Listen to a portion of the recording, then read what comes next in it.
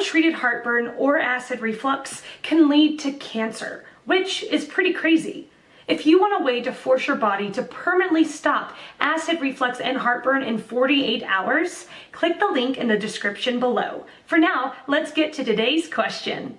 The question: can acid reflux cause chronic sinus infections? Answer by Chris Robinson. Yes, reflux is the passage of any material backwards through a sphincter.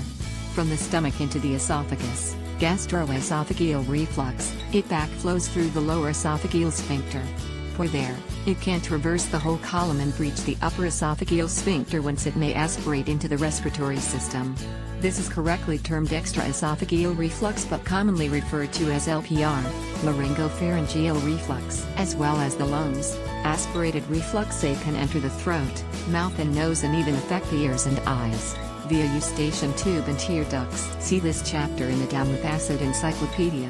LPR, down with acid. On a personal level, I previously suffered from sinusitis amongst a host of other problems incurred through aspirated reflux. There are excellent medicines to reduce the acid, particularly proton pump inhibitors, but they do nothing to reduce the reflux, just make it less corrosive. If you suffer from aspirated reflux, you will need to follow lifestyle advice to reduce it.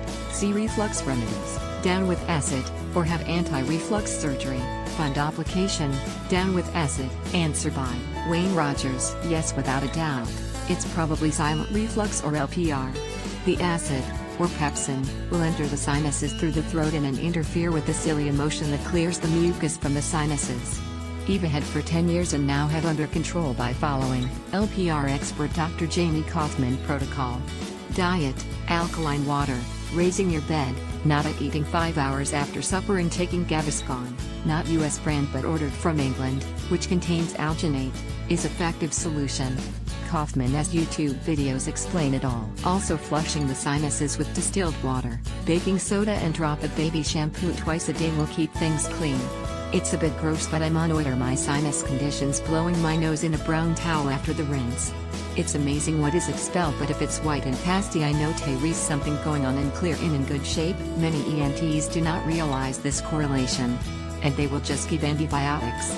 You must get to the root of a condition. Answer by Mary Marlyak. I think it's possible.